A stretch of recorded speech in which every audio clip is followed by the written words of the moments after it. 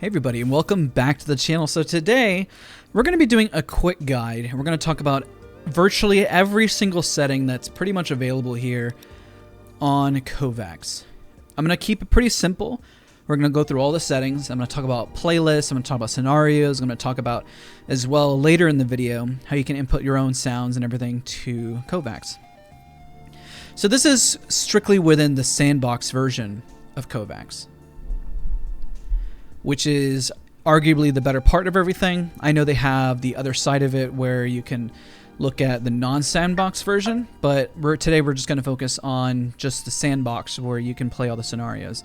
So obviously whenever you hit play, just as a first setting, you obviously can just kind of freeform and just hit targets. That's kind of the basis. Now when you hit challenge, usually it's a timed variant, and this is where you get the high scores and everything that you see based on Kovaaks in general. You can quit this challenge, you can reset it, and we'll talk about keybinds and where you see people constantly hit restart over and over and over again.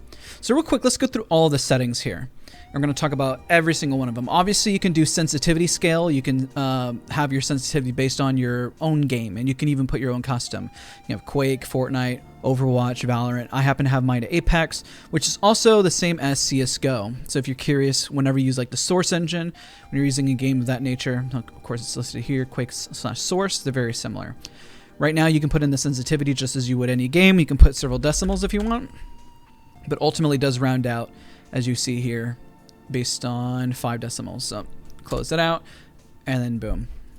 Of course, you can add in your own custom sensitivity and things of that nature and kind of like space it out. So if we're looking here based on my sensitivity, what the great part about this is that this also helps you convert your sensitivity, so you can kind of see the distance. You know, when I talk about, I use X, Y, and Z 1.52, you can see how it changes your inches per 360. So this is actually a great way to find out immediately what your inches per 360, centimeters per 360 is.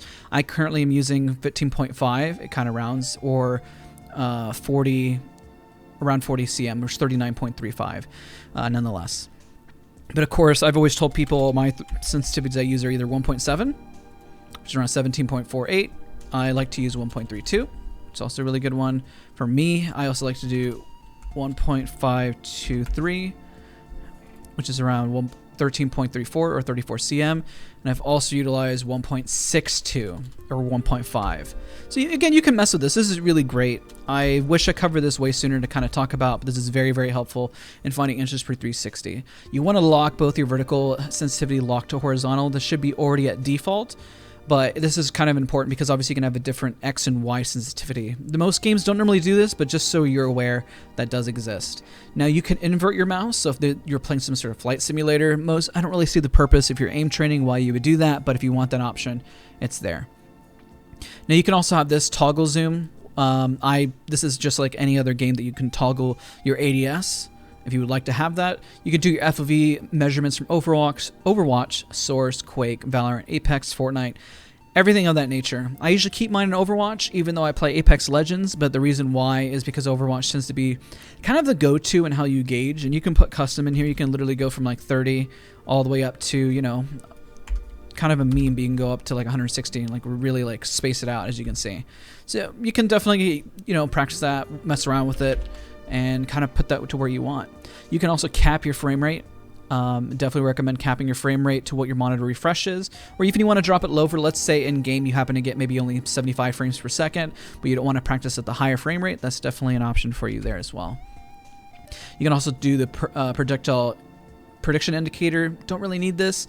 You can just leave this off. Bar scale, leave at 1. Floating combat text, you don't really need. It's just going to kind of block your overall view.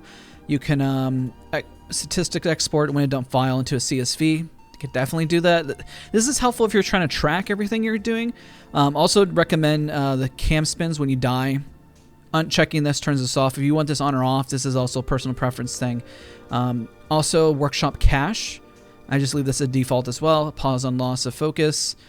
This is good whenever you're tabbing in and out, that it will, you know, obviously not continue to eat system resources, so kind of important. So keybinds, obviously moving around is pretty straightforward. The biggest one that you want to focus on is to reset the session. Mine, I put at B, so I'm always hitting B when I hit refresh. So whenever you see me do this, let me just set back the FOV so it doesn't look insane. So when you get this, you know, you just keep resetting the game, and you see a lot of people when you're just trying to aim train, you're just having a rough time. That's probably the most important keybind I can think. Obviously, you can change your fire button from left mouse click if you like. And ADS, I happen to remove it from my right mouse click, but this is also personal preference. The reason why is sometimes I will practice holding my right mouse click just so I could get used to the pressure. Like right now, sometimes what I've done in the past, if I happen to hold, I will hold right mouse click just so I get used to the pressure, but I don't want it to change my ADS quite yet. You can just do that to change it to a different keybind, can also be very, very helpful. So there's really not much else. You can load the next playlist, but you can also just kind of click around, and I'll show a playlist here in just a second. Now, weapons. Obviously, you can default. I recommend hiding the weapon. There's no reason to really see it. Just kind of gets in the way, as you can tell. Whenever you're aim training, you really don't want to see the weapon, so you just hide that. Oop, didn't mean to hit that. Go back and forth. Keep these the same. There we go. Let's go back. So hide the weapon. Hit scan graphic visibility. If you'd like to show the tracers, I prefer to kind of hide it. This is your own personal preference. Visual origin of weapon if you want. You can also toggle that. Sense multiplier. If you're ADSing, you want to change the sense, you can definitely do that as well. The crosshair scale, obviously you can change this. I prefer to have a much tighter one, smaller kind of gauge. 0.7 is not bad, 0.8. Crosshair color, I definitely recommend going with either green, red, something that's going to catch your eye. Crosshair image, this is where we talk about where you can import your own crosshair, and of course you can even go custom and generate your own custom crosshair if you like. But there's a lot here. I like the hash, or I like the dot personally, just because, you know, really smooth, really clean, very consistent. I've been using the crosshair image as the hashtag, or the hashtag. Which one is it exactly? Let me go back. I think I'm using the hash, and then I make it smaller. The dot is also really good as well. So just your own personal preference, what you prefer. Crosshair bloom, I don't recommend. There's no reason to really have this, especially if you're aim training. But if you want the bloom for like Fortnite to replicate it, then I guess you have that there. You can definitely change the sound if you want. Right now, mine are pretty straightforward. You can do whenever you're shooting, when the shoot sound releases. You can get pretty granular with this. Sometimes there's really no reason to kind of just go all into it, but if you really want to get granular with it, by all means. You can make the hit markers scale. You can make them look a different color. Mine, I just has a little white dot. You can even make it be a little cross. You can change that. So when I hit a target, let me show you. See how the center turns white? You can change it to red. You can really get creative with your crosshair, so it like pops for you, and really like you can really see it. So now that, let's go right back to weapons. Scroll down, make sure we cover everything. You can even change how long that appears. Like mine, I have duration of 0.5. You can even change when you get a headshot, so there's an X instead. So you can get pretty creative in like what you want to do. There can be a difference just from a regular hit compared to a headshot hit, if you like, which is pretty specific.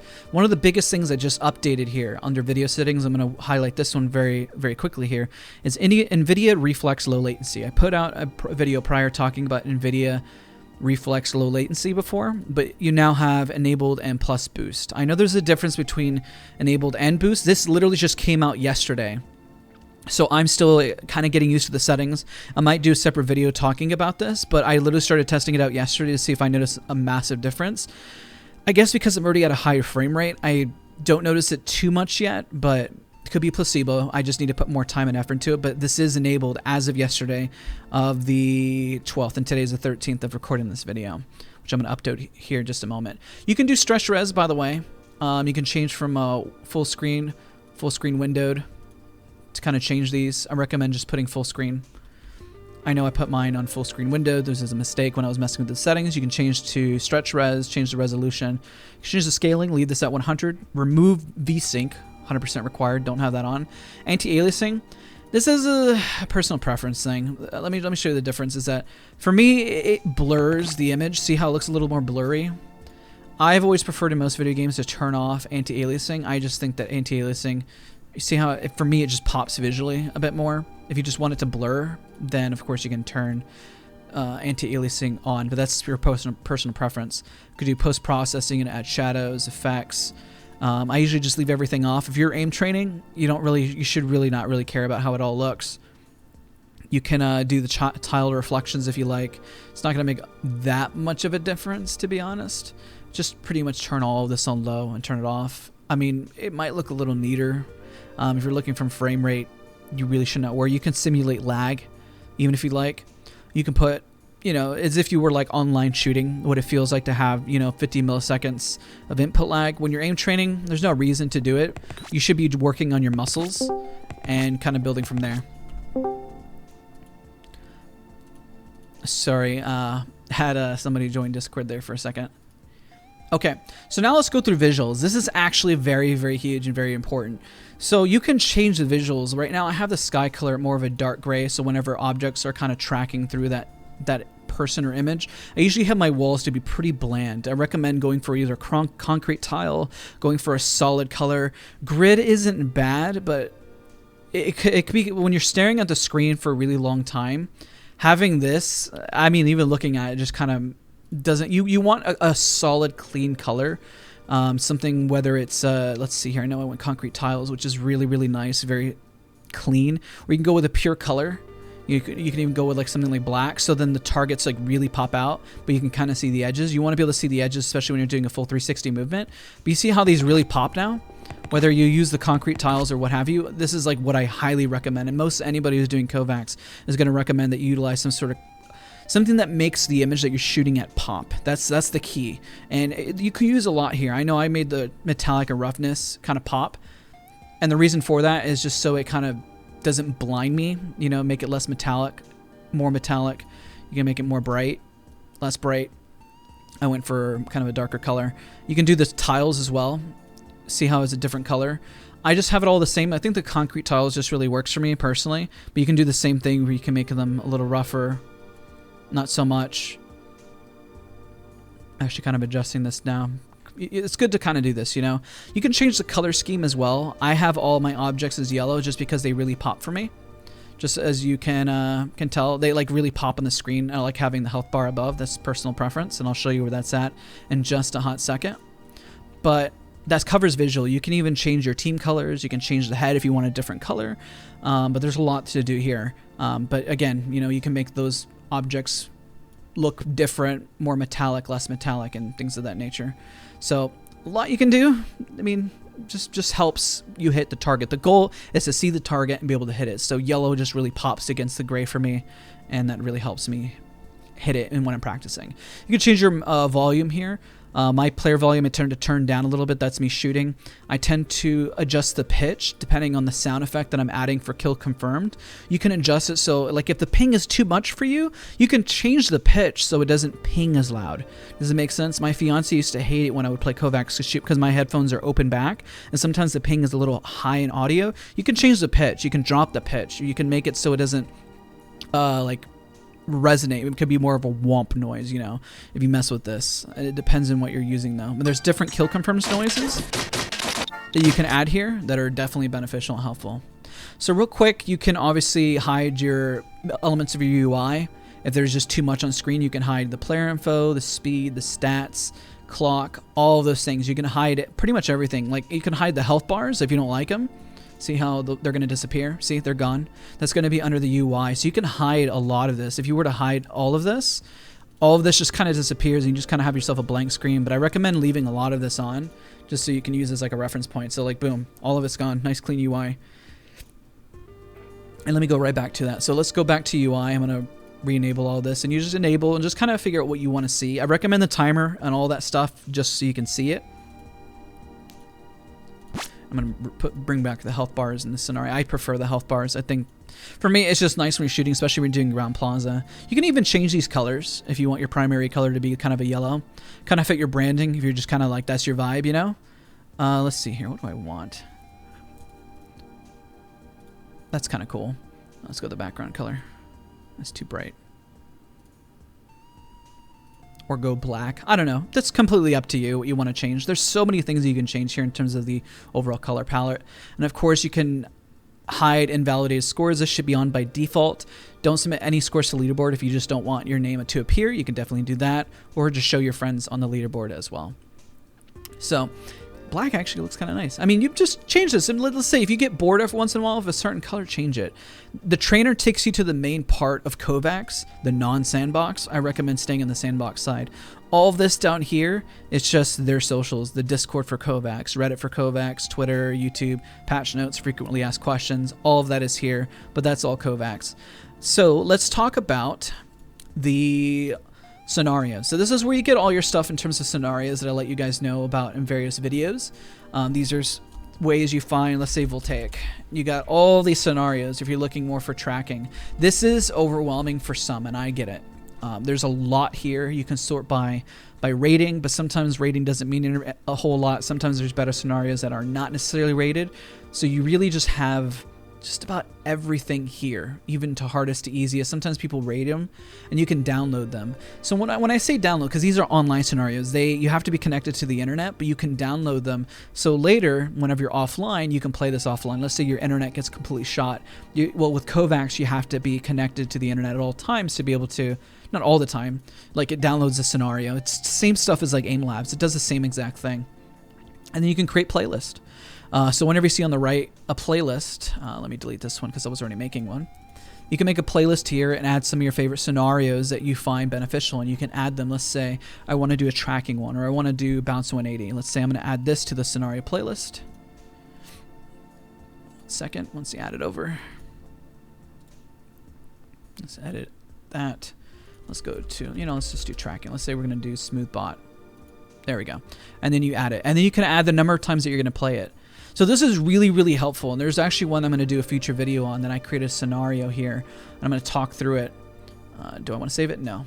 Let's go to, yes, I want to undo my changes. I call it Valorant, but there are some really great scenarios here. Is it Valorant? One second. High accuracy. This one I think was here by default.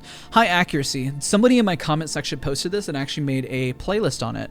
So it's all these scenarios. I do them all 5 apiece. So instead of like, if anybody recommends you scenarios, you can just put them in here and all you got to do is click play. Once you hit play, it goes through all the scenarios one at a time. And you can skip it, go back and forth if you like, but at least it keeps track. This is really great for creating exercises, especially if you create your goals for 2021, and let's say you're like, I want to get better at headshots. So you can call a routine the headshot routine, and know that instead of like keeping track of the time, to say I'm going to do these 3 times every single time in a day, or I'm going to do these 4 times or twice each, and then just go through the playlist. And you can make it random, or you can just make it go in order depending on what you prefer, but you can edit this, and this is really, really great. It took me forever to actually start utilizing this, but this is so good for helping you practice, and hopefully you guys start to use this. Create your own local playlist, add some to your playlist whenever you're editing it, and then you're good to go. There's also things that you can do whenever you're doing a challenge that you can go, let's say we did smooth bot, right? Let's do the free play. You can change the time scaling if you want. Some of these things I recommend not touching too much, especially if you're not experienced with Kovaaks, but the one I actually recommend messing with is time scale. So let's say I hit play. Look how much slower it is. This is the only one I really recommend that you kind of change. I know you can add more bots and kind of do stuff around with this, but I don't know. I don't know how helpful this is really. Like, okay, you got 2, but I guess you can kind of make your own scenario. But for a new user, I guess it's really not that helpful. You would probably just find a scenario that's built out for it, right? Just my own thoughts. You may or may agree with that, but most of the bots that are here are going to be ones that you just hit add bot and add it there, and then map scale. Obviously, if you want to scale the map, which, make it further away and so forth. It's default obviously at 4, and that's what the challenge is. So if you hit start challenge, it resets everything, and then everything goes back to normal. So if you want to reset it. But again, the biggest thing is messing with time scale. It only applies to free play. Okay, just want to reiterate that. So if you want it to go twice as fast, move it at like Mach speed. I mean, this could help you train. Definitely could help you train dealing with something a bit faster. But use this as you will. So that pretty much covers just about everything from the online scenarios, what local does, what the local playlists do, that you're saving as well as play, stats, challenge. You can reload the profiles on the left whenever you want to refresh the internet per se. There's really no reason to ever click that. It doesn't really do very much. I'll click it, but again, it just reloads everything from my understanding on the left, which is you might as well just refresh and then downloads all the scenario updates. It could also reload profiles. Somebody in the comment section will actually correct me. I've only clicked on this maybe once or twice and just literally like don't even recall what it's really done. But nonetheless, hopefully that covers main, keybinds, weapons, video, visuals, UI, miscellaneous. What we're going to cover now really, really quick is I'm going to tab out and I'm going to show you how you can insert different audio and custom crosshairs that people may show you. And I'm going to show you a video specifically from somebody. Okay, so real quick, just a quick shout out to Huddled, because he actually put together this is actually how I learned. So I actually would recommend this video. He's got settings here and everything. Definitely be sure to subscribe to the channel. Big shout out to him. This is also how I kind of got my step into Kovaaks, is like digging even deeper, taking a deeper dive. So he's got a sound pack that we're going to use as an example. You hit download, boom, then what goes to your desktop, and then you're going to extract it.